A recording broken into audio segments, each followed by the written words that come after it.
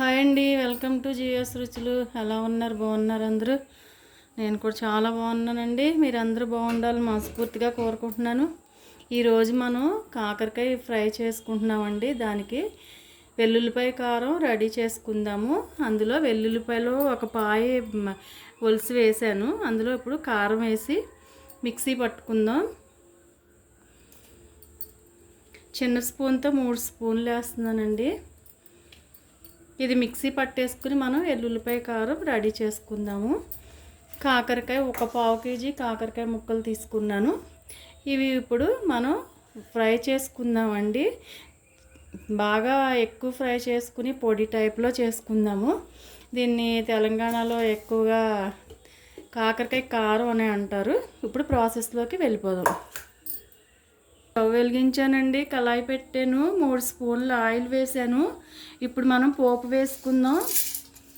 ముందుగా శనగపప్పు, తర్వాత మినప్పప్పు,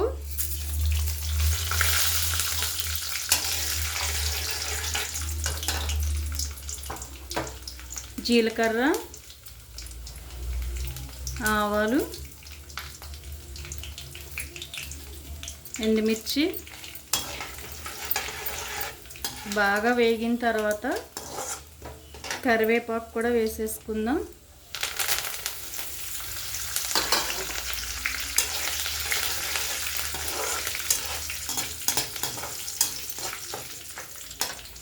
సన్నగా తరిగిన కాకరకాయ ముక్కలు వేసుకుందాం. పావు కేజీ తీసుకున్నానండి.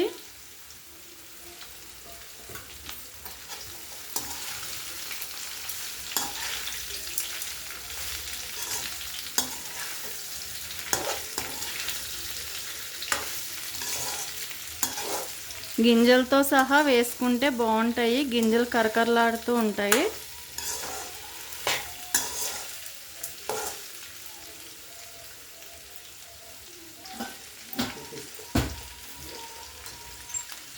ఒక హాఫ్ స్పూన్ సాల్ట్ వేస్తున్నానండి.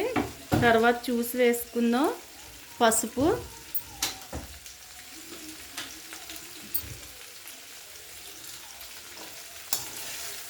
ఇది మొత్తం సిమ్లోనే వేగాలండి. ఇందులో పచ్చంతా పోయే వరకు మూత పెట్టకుండా వేగించుకోవాలి.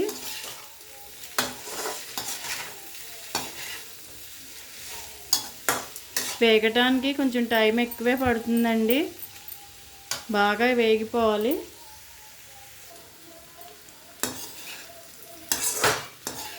ముక్క అయితే మగ్గిపోయిందండి, కానీ ఇంకా బాగా వేగాలి. టైం పడుతుంది. ఇంకొక 15 మినిట్స్ అన్నా పడుతుందండి. చాలా వరకు వేగిందండి. ఇంకా బాగా క్రిస్పీగా రావాలంటే మాత్రం ఇంకో 10 మినిట్స్ మనం వేగించుకోవాల్సిందే. వేగిపోయినాయండి. ఇప్పుడు మనం వెల్లుల్లిపాయ కారం వేసేసుకుందాం. వెల్లుల్లిపాయ కారం మిక్సీ పట్టుకున్నాం కదా, అది వేసేసుకుందాం.